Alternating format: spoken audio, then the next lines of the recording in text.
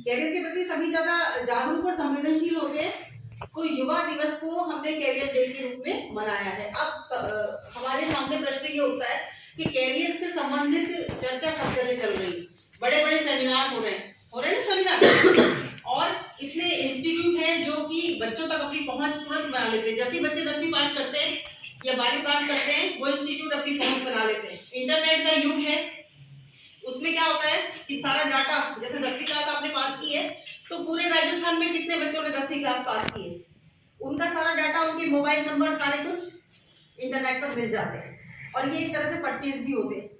तो वो इंस्टीट्यूट वाले उन सब चीजों को परचेज करके आप तक अपनी पहुंच बहुत आसानी से बना लेते हैं। इसके अलावा पेरेंट्स जो हैं वो शुरू से ही सोच के रखते हैं कि हमें हमारे बच्चे को क्या बनाना है। जब एक छोटे बच्चे से भी हम पूछते हैं कि बेटा आप क्या बनोगे, तो वो झट से बोल देता है मैं डॉक्टर बनूंगा, मैं इंजीनियर बनूंगा, मैं ये बनूंगा, मैं आईएएस बनूंगा, आरएएस बनूंगा। तो मतलब दिमाग में उनके कहीं ना कहीं ये फील होता है कि हमें क्या बनना है, होता है ना। तो कैरियर के बारे में जब इतनी चर्चा चल रही है, पेरेंट्स जागरूक हैं, सब लोग हैं, इतने इंस्टीट्यूट हैं, इंटरनेट पर इतना आ रहा है, तो फिर विद्यालय को क्यों सेंटर बनाया गया, क्यों ये कहा गया कि विद्यालय में कैरियर डे बनाया जाना चाहिए? तो आप लोगों में से कुछ कोई बताएगा इस बात के बारे में कि विद्यालयों को क्यों सेंटर बनाया गया और कैरियर काउंसलिंग विद्यालयों से क्यों शुरू की गई? कोई बता सकता है? और एक प्रश्न और है मेरा कि विवेकानंद जयंती को, यानी विवेकानंद, स्वामी विवेकानंद जी के जन्म दिवस को ही कैरियर डे क्यों बनाया गया और विद्यालयों से क्यों शुरू किया गया? तो कोई भी इसके बारे में बताना चाहे आप लोग में से कोई? देखो, हम जब कैरियर की बात सुनते हैं तो आप खुद अपने जीवन पर इसको लागू करके देखो कि हम खुद अपने कितने कैरियर ऑप्शंस के बारे में जानते हैं। आज हम अपने बच्चों को जब सलाह देते हैं या अपने खुद के बच्चों को सलाह देते हैं तो हम कितने कैरियर ऑप्शंस के बारे में जानते हैं? बहुत कम जानते हैं ना। और एक वर्ग हमारे भारत में ऐसा है जिसे पता ही नहीं है कि कौन कौन से कैरियर होते हैं। अगर सरकारी स्कूल में या किसी भी स्कूल में बच्चों से अगर हम पूछते हैं तो वो सिर्फ वही कैरियर बताते हैं जो उन्होंने देखे हैं, जैसे कि उनके पेरेंट्स क्या है, उनके अड़ोस पड़ोस में कौन है, जो कोई वकील है, कोई डॉक्टर है, कोई इंजीनियर है, कोई अफसर बन गया, तो वही कैरियर ऑप्शंस वो बताते हैं, है ना। या फिर बच्चे कहते थे कि मैं बड़ी होकर टीचर बनूंगी, है ना, क्योंकि टीचर उनके लिए एक आइडल होते हैं, एक आदर्श होते हैं। लेकिन इसके अलावा हमारे पास कैरियर ऑप्शंस कम हो और कंपटीशन इतना ज्यादा है। आपको पता है कि इंस्टीट्यूट इतने खुले हुए हैं कि जो 20 या 30% जो अपने बच्चे हैं जो कि आगे नौकरी करके या सरकारी नौकरी के प्रति हर किसी के मन में होती है कि हम कैरियर जो बनाना चाहते हैं, या तो हम सरकारी नौकरी के लिए करना चाहते हैं, कोई भी सरकारी नौकरी हमको मिले, है ना, या तो बड़ी से बड़ी पोस्ट के लिए करना चाहते हैं, और तब नहीं होती तो हम उससे छोटी पोस्ट के लिए भी देते हैं। और इसके अलावा हम या कोई व्यापार करना चाहते हैं। थर्ड में हम किसी प्राइवेट कंपनियों की तरफ आजकल ज्यादा रुझान है लोगों का, प्राइवेट कंपनियों में जाके पैकेज पर काम करना चाहते हैं। तो इस तरह के वो कैरियर ऑप्शंस चाहते हैं बच्चे। लेकिन कोई भी बच्चा उन कैरियर ऑप्शंस की तरफ नहीं देखता जो कि हमारे परंपरागत साधन है, जैसे जो हमारे माता पिता किया करते थे, या पहले जो परंपरागत साधन चला करते थे और माता पिता से बच्चे सीखते थे और उसी को कैरियर बनाया करते थे। आज हम देखते हैं हमारे समाज में जितने व्यवसायी हैं, व्यापारी हैं, वो क्या करते हैं? क्या वो हमसे कम कमाते हैं? वो बहुत ज्यादा कमाते हैं। उनके लिए कैरियर की कोई जरूरत नहीं है। जो एक पेरेंट्स ने जो एक व्यापार स्थापित किया है, अगर वो बच्चे उस व्यापार को आगे बढ़ाते हैं तो उनको बिल्कुल भी अपने आगे की पीढ़ियों के लिए भी चिंता करने की आवश्यकता नहीं होती, वो इतना कमाते हैं। लेकिन हम क्या सोचते हैं कि बहुत बड़े अफसर बन जाएंगे, तो बस नौकरी के बारे में हम सोचते हैं, हम लोग कोई अदर कैरियर ऑप्शंस के बारे में नहीं सोचते और हमको पता भी नहीं होता है। और दूसरी बात है, विद्यालयों को इसलिए बनाया गया है सेंटर, क्योंकि बच्चा जब विद्यालय में आता है तो विद्यालय में जब वो पढ़ाई करता है तो टीचर्स के संपर्क में 6 घंटे 7 घंटे प्रतिदिन रहता है ना। तो बहुत सी बातें तो वो अपने पेरेंट्स के सामने भी नहीं कह सकता। बहुत सी उसकी जो प्रवृत्तियां होती है, जैसे वो ड्राइंग करने बैठ जाएगा या वो खेलने बैठ जाएगा या कुछ और कार्य करने बैठ जाएगा, तो ज्यादा अगर कोई कार्य करेगा तो पेरेंट्स क्या करते हैं? उसको डांट डांटते हैं ना कि यही करता रहता है बस, और कुछ पढ़ना लिखना तो तुझे है ही, यानी पढ़ना लिखना इसके अलावा और कुछ नहीं करना। लेकिन स्कूल में हमारे पढ़ाई लिखाई के अलावा अन्य गतिविधियां भी होती है, बहुत सारी गतिविधियां ऐसी होती है जिसमें बच्चों की रुचि उभर कर सामने आती है। कौन बच्चा है जो भाषण कला में निपुण है, कौन मीडिया में जा सकता है ना, कौन कुछ बच्चे जिनको इंजीनियरिंग का काम बड़ा पसंद होता है कि कोई रेडियो खोल के रख दिया, कोई और चीज खोल के रख दी, कोई चीज खराब हो गई, लाओ मैडम मैं ठीक कर देता हूँ, फट से कर देते, है ना। कुछ लोग पार्क में जाके अच्छे से पेड़ पौधों का काम कर देते हैं, कोई ड्राइंग पेंटिंग बहुत अच्छा बनाता है, कोई मूर्ति बनाता है, कोई कुछ और करता है। तो बहुत सारे काम बच्चे यहाँ पर करते हैं। तो टीचर्स की नजर में होता है कि बच्चे की रुचि क्या है ना, वो क्या करना चाहता है। और एक तरह से ये दूसरी बात होती है कि कैरियर के बारे में, कि जब बच्चा कोई अपना कैरियर बनाना चाहता है, 10th तक तो सब रेगुलर पढ़ते ही, सारे सब्जेक्ट्स पढ़ते, क्योंकि सारे सब्जेक्ट जब हम नहीं पढ़ेंगे तो हमें पता नहीं चलेगा कि हमें किसमें अपना कैरियर बनाना है, कौन सी चीज हमको अच्छी लग रही है ना। एक ही चीज शुरू से दे दी जाए तो हम दूसरी चीजों के बारे में जब तक तुलना नहीं करेंगे, जब तक देखेंगे नहीं कि दूसरी चीज कौन सी है, तब तक हम उस एक ही चीज को पसंद करते हैं। भी एक चीज हमारे सामने आई तो वही हमारे लिए बस परफेक्ट है और कुछ भी नहीं।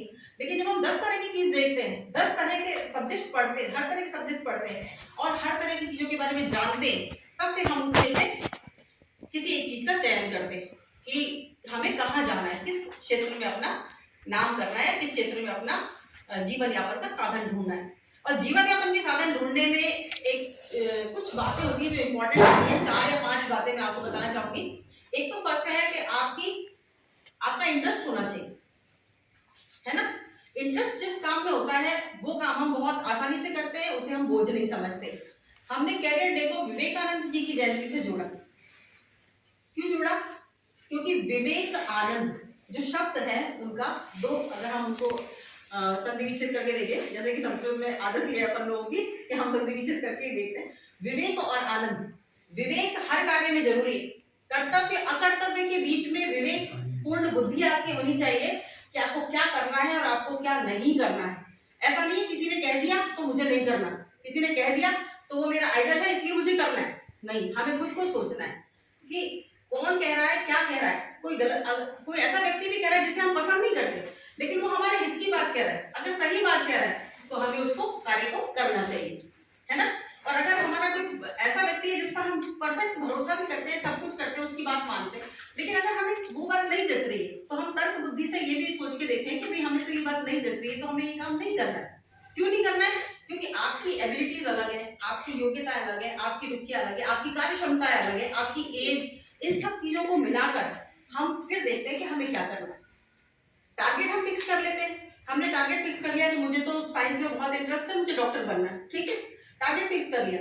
लेकिन अब इस टारगेट को अचीव करने के लिए आपको ये भी देखना पड़ेगा कि आपको कौन कौन से इंस्टीट्यूट में ज्वाइन होना है, कहाँ पढ़ना है ना।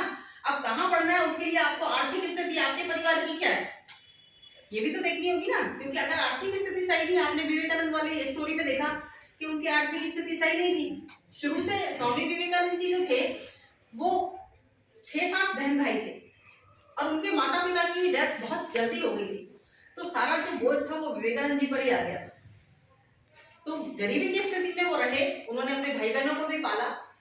तो कहते हैं कि आर्थिक स्थिति अगर अपनी अच्छी नहीं हो तो हम आगे कुछ कर नहीं पाते। धर्म सभा में भी वो तब पहुंच पाए जब किसी ने उनको फाइनेंस किया। किसी व्यक्ति ने उनको कहा, एक महिला थी, उन्होंने, ब्रिटिश महिलाएं थी, उन्होंने कहा कि नहीं आप धर्म सभा में जाओ, तो उसके लिए उन्होंने उनको साधन दी। और भारत में एक राजा थे, उन्होंने उनको जाने के लिए टिकट करवाया, नहीं तो जा नहीं सकते थे, है ना। तो साधन की तो आवश्यकता अपन को होती है, तो हमें साधन कहाँ से मिलेगा? क्या हम इस योग्य हैं कि हम वो आगे कर लेंगे? अगर हम चलते हैं टारगेट की तरफ और फिर हम इसलिए रुक जाते हैं कि हमारे पास पैसे नहीं है, अब हम आगे कुछ कर नहीं सकते, तो हमारे लिए बहुत बड़ी स्थिति, खराब स्थिति हमारे सामने आ जाती है कि हमें योग्यता है फिर भी हम कुछ नहीं कर पा रहे। तो बच्चे बहुत ज्यादा पजल्ड हो जाते हैं। आपने देखा है कि बहुत सारे इंस्टीट्यूट में बच्चा 10वीं में फेल हो गया, बच्चा 12वीं में फेल हो गया, अब मेरे पेरेंट्स क्या कहेंगे, मेरा तो लाइफ ही खत्म हो गई, ऐसा वो सोचने लग जाते हैं। तो बहुत सारी आत्महत्या के केसेस भी हमारे सामने आते हैं, स्टूडेंट्स में ही आते हैं। तो ये स्टूडेंट्स में नहीं आने चाहिए। क्यों नहीं आएंगे? कब नहीं आएंगे? जबकि हम अपने टारगेट को और विस्तृत पटल पर देखेंगे कि बहुत सारे टारगेट और भी हमारे साथ। जीवन सिर्फ एक परीक्षा से जुड़ा हुआ नहीं। ऐसा नहीं कि 10वीं की परीक्षा पास कर ली या नहीं कर पाए तो हमारा जीवन खत्म हो गया, है ना, हम आगे कुछ कर ही नहीं पाएंगे, ऐसा नहीं। जीवन के तो हमारे मिनट मिनट में टारगेट बदलते हैं। आज किसी बच्चे से पूछो, वो कहेगा मैं डॉक्टर बनूंगा, फिर जब वो देखेगा किसी मिलिट्री मैन को तो उसको लगेगा अरे वाह ये तो बहुत अच्छे देश की रक्षा करने जाते हैं, मैं तो मिलिट्री मैन बनूंगा। आगे जाकर किसी और को देखेगा तो उसका विचार और बदल जाएगा। तो 10वीं तक आते आते क्या होता है, एक ठहराव बच्चों में आ जाता है, एक टारगेट उनका फिक्स हो जाता है कि मैं इस क्षेत्र में जाऊंगा। और उस क्षेत्र में भी बहुत सारे कैरियर ऑप्शंस होते हैं। जैसे सभी बच्चे एमबीबीएस का दे रहे हैं या आरएएस का दे रहे हैं, आईएएस का दे रहे हैं, वो नहीं बन पाए। तो ऐसा नहीं है कि वो नहीं बन पाए तो यहाँ कैरियर खत्म हो गया। बच्चे सोचते हैं जीवन भर हमने इसमें लगा दिया, मतलब 5-7 साल हमने बर्बाद कर दिए, अब हम ये नहीं बन पाए। तो नहीं बन पाए तो अब हम क्या करें, मतलब हमारा तो लाइफ खत्म, हम कुछ करने के योग्य नहीं है। तो फिर ऐसे बच्चों में हीन भावना आ जाती है। तो वहां पर हमको देखना होता है कि आपने अगर साइंस ली है, अब अगर आप ये मेडिकल में नहीं जा पाए तो आप साइंस के क्षेत्र में कहाँ कहाँ जा सकते हो, है ना। आप रिसर्च कर सकते हो, आप मेडिकल की और भी कई पोस्टें होती है वहां भी जा सकते हो, जैसे इंजीनियरिंग में। और इसके अलावा जैसे मैथ्स में कॉमर्स में रुचि है तो इंजीनियरिंग में जा सकते हो, डिप्लोमा कोर्सेज कर सकते हो, और भी बहुत सारे कैरियर ऑप्शंस होते हैं। तो हमें उनकी तरफ देखना है, इसलिए आज जो है कैरियर डे मनाया जा रहा है। स्वामी विवेकानंद के बारे में आपको बताया कि 12 जनवरी को उनका जन्म दिवस है, यानी जन्म हुआ था उनका 12 जनवरी 1863 में हुआ, है ना। तो कहते हैं उसे मकर संक्रांति थी।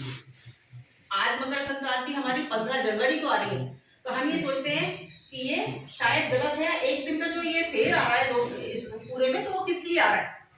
तो जैसे कि हम साइंस में पढ़ते हैं कि सूर्य स्थिर है, सूर्य स्थिर नहीं है, सूर्य भी चलता है, उसकी भी गति है। जैसे पंचांग में दी होगी सूर्य की गति, सारे ग्रहों की गति दे रखी है, तो सूर्य की भी गति दे रखी है। जब हम लोग जन्म पत्रिका निर्माण करते थे तो सूर्य की गति स्पष्ट किया करते थे।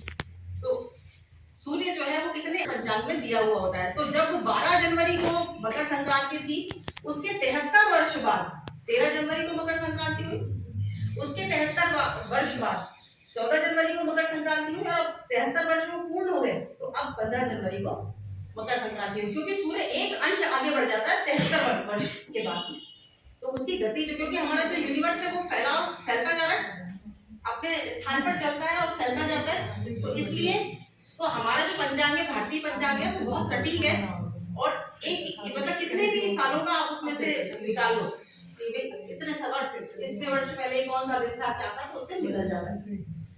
तो एक और दूसरा क्या है कि जैसे मैं तो संस्कृत टीचर हूं, तो मैं आपको बताऊं कि संस्कृत में बहुत सारे कैरियर आपके लिए हो सकते हैं। हम जब डॉक्टर बनना चाहते हैं, डॉक्टर नहीं बने तो कोई बात नहीं, आप आयुर्वेदिक वैद्य भी बन सकते हो। संस्कृत अगर आपको पसंद है, संस्कृत आप पढ़ रहे हो, आप ज्योतिष में अपना कैरियर बना सकते हो, आप साहित्य ले सकते हो, साहित्य लेकर आप पुरानी जो बुक्स हैं, जो पांडुलिपियां हैं, उन पर भी रिसर्च कर सकते हो। और लेखन में अगर आपका इंटरेस्ट है तो आप लिख सकते हो। और इसके अलावा संस्कृत में भी बहुत सारी चीजें होती है। आयुर्वेद में आप अगर वैद्य बनते हो तो जितने डॉक्टर की सैलरी होती है, लगभग उतनी सैलरी वैद्य की भी होती है। और आजकल सारी दुनिया हर्बल की तरफ जा रही है ना, हर्बल, हर चीज में हर्बल लिख देते हैं, तो वो क्या है, आयुर्वेदिक में है। और आयुर्वेद से सीख कर ही जो है भारत के लोगों से सीख कर उन्होंने विदेशों में अपनी चीजों को डेवलप किया और उसको हमें ही बेचा। तो इसलिए हम चाहें तो हम किसी भी चीज में लेक्चरर बन सकते हैं, और भी आपके दिमाग में बहुत सारे कैरियर ऑप्शंस होंगे, तो आप उस तरह से अपना कैरियर बना सकते हो। लेकिन ये नहीं है कि हमारा एक कैरियर अगर हम नहीं बना पाए तो कुछ नहीं है आगे, हमें तो ये बनना था, हम नहीं बन पाए, तो वहां पर हमें हीन भावना लाने की जरूरत नहीं है, कुछ भी ऐसा सोचने की जरूरत नहीं है। हमारे पास उसके अलावा भी बहुत सारे कैरियर होते हैं। अभी जो नई शिक्षा नीति लागू हुई है, पहले क्या था कि आप जब 12वीं कर लेते थे, 12वीं करने के बाद जब आप बीए करते थे, तो क्या होता था कि आपने फर्स्ट ईयर पढ़ा, सेकंड ईयर पढ़ा, और आप थर्ड ईयर नहीं दे पाए, तो क्या होता था, 2 साल बाद वो गड़ जाता, या हमारे राजस्थानी भाषा में तो गड़ गयो, मतलब गड़ गयो। अब फिर पाछी थाने कट्ठे से काम चालू करना पड़ से कोई फर्स्ट ईयर, जब आपको 2 साल बाद आप दोगे तो फिर से आपको फर्स्ट ईयर करना पड़ेगा, फिर सेकंड ईयर करना पड़ेगा, फिर थर्ड ईयर आप करोगे रेगुलर, तब आपको डिग्री मिलेगी। लेकिन अब जो शिक्षा नीति है उसमें पहले सर्टिफिकेट मिलता है, फिर डिप्लोमा मिलता है, फिर डिग्री मिलती है। अगर आपने फर्स्ट ईयर क्लियर किया तो सर्टिफिकेट मिलेगा, सेकंड ईयर क्लियर किया है तो आपको डिप्लोमा मिलेगा, थर्ड ईयर आपने क्लियर कर लिया तो आपको डिग्री मिल जाएगी। और आपका जो क्लास आपने पास कर लिया वो आपकी पास ही रहेगी, वो ऐसा नहीं कि वो खत्म होगी, आप दोबारा से करना शुरू कर। तो ये सारी बातें हैं। और विवेकानंद जी के बारे में हमने क्या बात करी थी, एक तो हमने उनके जन्मदिवस के बारे में बात करी, दूसरी है कि कैरियर डे उनके दिन क्यों मनाते हैं।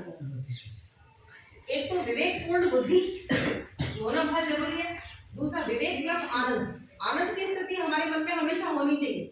जब भी हम कोई कार्य कर रहे हैं तो हम प्रसन्नता के साथ करेंगे, खुशी के साथ करेंगे, तो आपको महसूस नहीं होगा कि आप 2 घंटे यहाँ बैठे हुए हो अभी, है ना। नहीं तो अगर हमें आनंद मन में नहीं होगा, खुशी नहीं होगी, या हम कुछ करना नहीं चाह रहे, तो हमें एक एक पल बहुत बुरा लगेगा, नहीं कब छुट्टी होगी, कब जाएंगे, कब क्या करेंगे। लेकिन जब अपने जैसे कल बच्चे कर रहे थे अपने इंटरेस्ट का काम, तो छुट्टी हो गई पता ही नहीं चला उनको। बस मैडम थोड़ा सा कर लें, थोड़ा सा कर लें, अभी भी कह रहे थे थोड़ा सा और कर लें, है ना, नहीं पता चल रहा था। तो हम जब अपने इंटरेस्ट से काम करते हैं, हमारी अभिरुचि उसमें होती है, तो हमें समय का भी पता नहीं चलता और बहुत अच्छी तरह से उसको करते हैं। और हम लोग क्या करते हैं, जॉब करते हैं, जॉब करके फिर हम इंजॉय करते हैं ना, कि हम जॉब किस लिए करते हैं, ताकि हमारी लाइफ चल जाएगी और फिर हम अपनी लाइफ को इंजॉय करेंगे। लेकिन जब हम इंजॉय अपने जॉब को ही करेंगे तो फिर हमें एक्स्ट्रा एंजॉय करने की जरूरत नहीं है, हम अपने जॉब को ही बहुत अच्छी तरह से कर सकेंगे। तो हमारा इंटरेस्ट भी उसमें होना चाहिए। आर्थिक स्थिति आपकी कैसी है वो भी आपको देखना पड़ेगा कि आप क्या कर पाओगे, और फिर आपको ये भी देखना है कि 20-25 साल आप इस सब्जेक्ट के साथ निकाल सकते हो कि नहीं। ऐसा नहीं कि आपने एक सब्जेक्ट में आपने भर दिया, फिर बाद में कहते इसमें तो कुछ वो नहीं है, चलो सब्जेक्ट बदल लो। तो पहले से ही आप सेट करके रखो कि आपको आगे क्या करना है, ठीक है। और विवेकानंद के बारे में आपने भी बातें सुनी, देखा। अगर आपको कोई प्रश्न पूछना है तो आप पूछ सकते हैं, और कैरियर के बारे में प्रश्न पूछ सकते हैं, स्वामी विवेकानंद के बारे में भी पूछ सकते हैं।